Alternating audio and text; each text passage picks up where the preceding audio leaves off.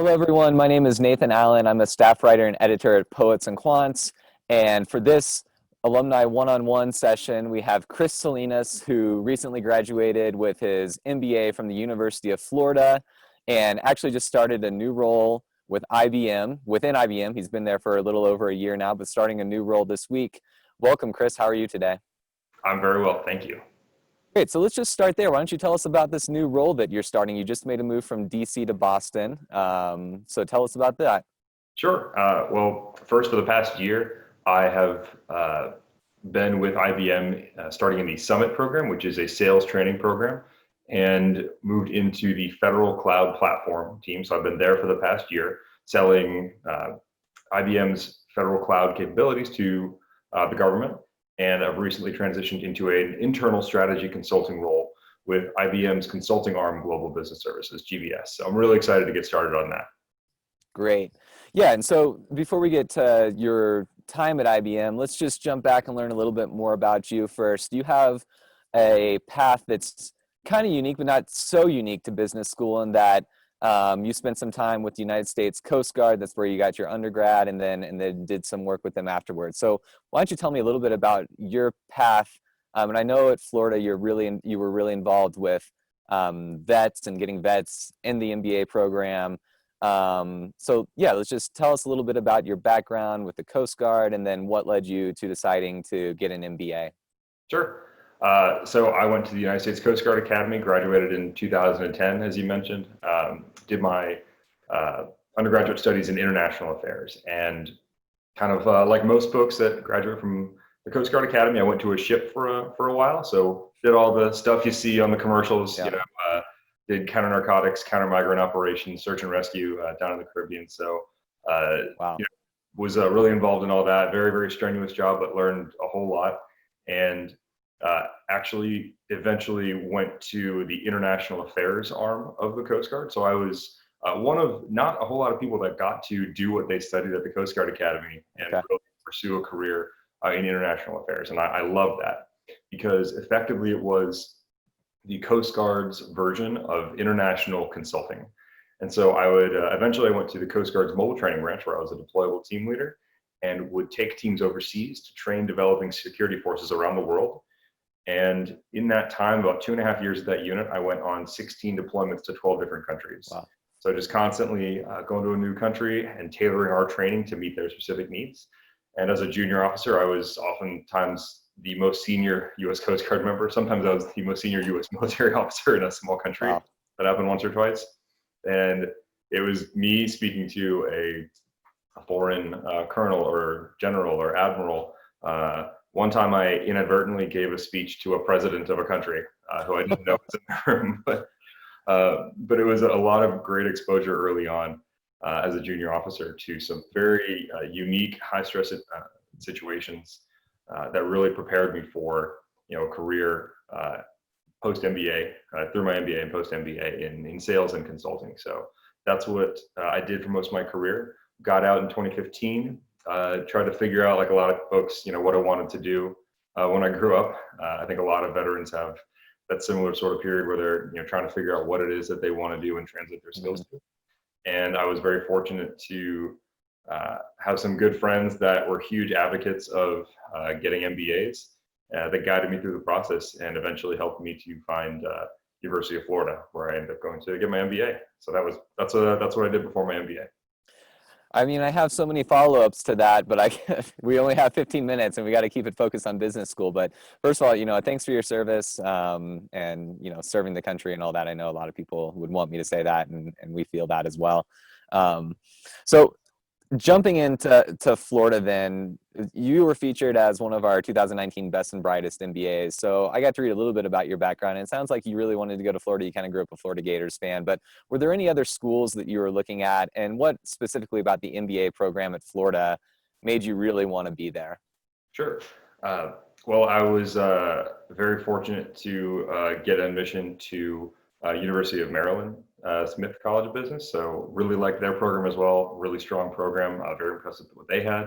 I had toured Duke Fuqua School of Business as well. I was waitlisted for Duke, so I was crossing my fingers, and I got into Florida, of course. And so when it came down to the three, I was balancing, did I want to wait to see if I got off Duke's wait list? Did I want to go to Maryland? Or did I want to go to Florida? And at the end of the day, aside from my football team loyalties, I'll put those aside, I really did enjoy Florida's program, especially the fact that it is such a small program. I think most people know the University of Florida is a massive state school, something up around 55,000 full-time students throughout the university. That would be a pre-COVID time. Right. Despite the fact that there's tens of thousands of students overall at the university, the MBA program full-time, combining the 2-year and 1-year programs, is actually under 100 people. And I loved that about the program. I personally felt I thrived in a small school environment because I wanted to be able to make a bigger impact on my environment. And so that's what UF really offered me and really delivered on. So I was able to really sculpt my environment. I was able to create events and participate in events in a leadership position that I might not have had the chance to at a larger program. So that was the big number one for me, closely followed by their track record for career services. I think I remember looking at one of the rankings several years ago, and UF was doing good. They were competitive in the rankings, and a lot of the rankings were subjective. And then the very final category I saw was starting salary and job placement. It was a much more objective category. And despite UF being in the 30s and 40s for most of those other ones, it was top 5 for that last one. And that really impressed me. And I said, that's where I want to go to school. Yeah. Yeah.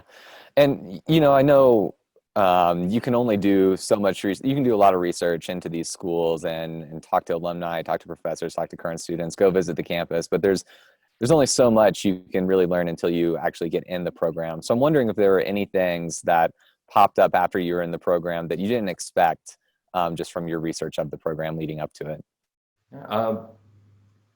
That's a tough one. But I will say that once I was in the program, I knew that I would make close friendships and work very closely with a lot of people. I don't think I realized to the extent that would happen and how much of a profound positive impact that would have.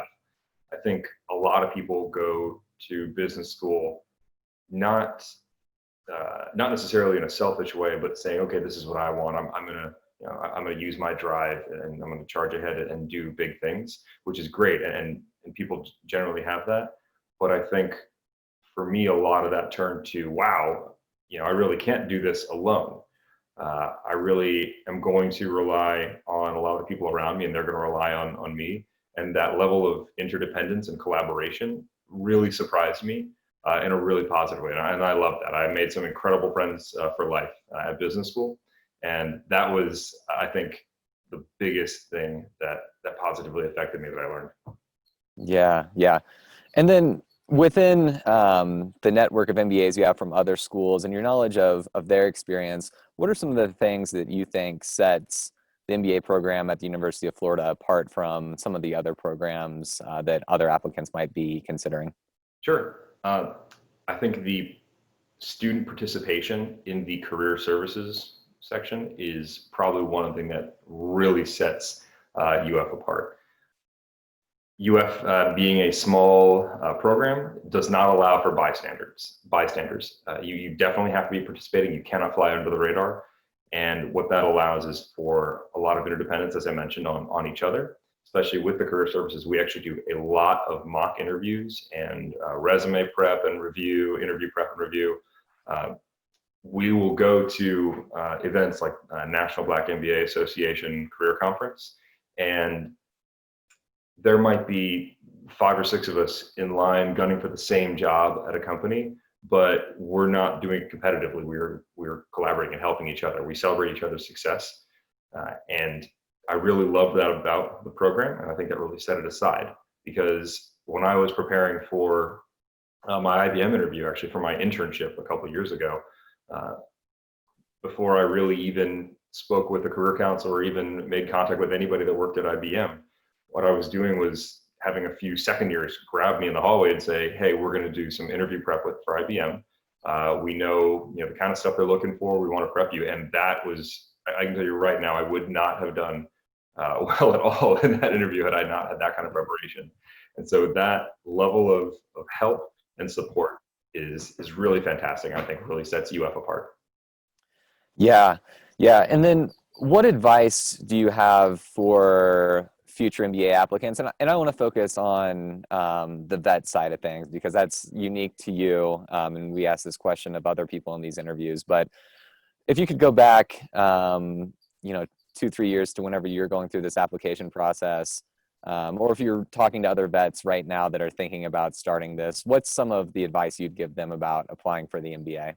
Sure. Well, first of all, I really enjoy talking to veterans that are looking to get their MBA. I encourage all my friends and their friends, reach out to me because it is a unique approach, a unique perspective on programs. And so when it comes to MBAs, first of all, I think they're incredibly valuable for military members. I think we get a lot of lip service sometimes on, oh, your skills will translate really well into the real world. Yeah. But I think some veterans who, like myself, who get out of the military and say, okay, I'm just going to go because I've been told that, I've got what it takes. And you go out there and you end up coming in second place a lot with interviews.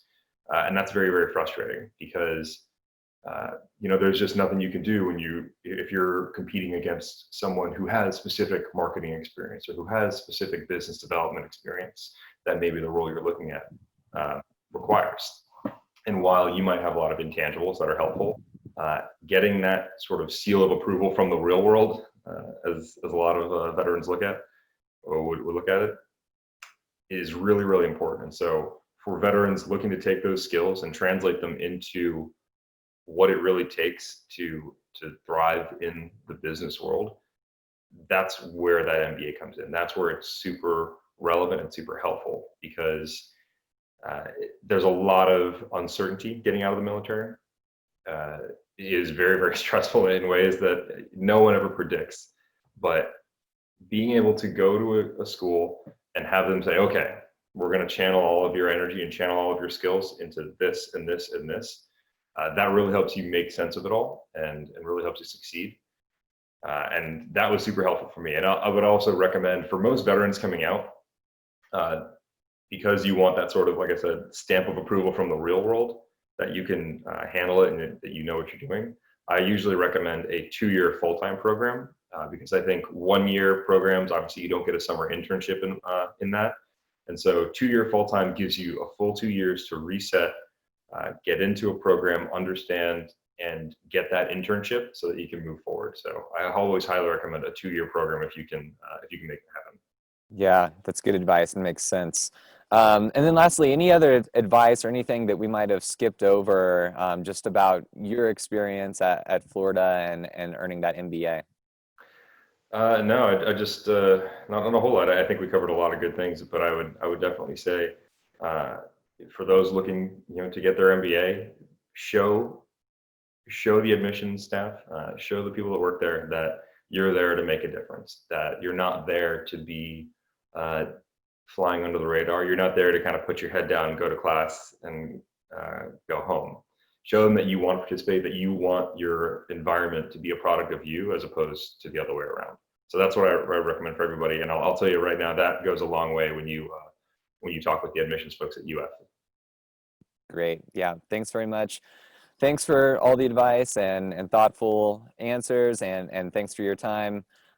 Again, this is Chris Salinas. He graduated with an MBA from the University of Florida, and he's just getting ready to start a new role with IBM in the Boston area. Chris, thanks so much for your time. And everyone, my name is Nathan Allen, again, editor and staff writer at Poets and Quants, and thanks for watching. Thanks so much, and go Gators.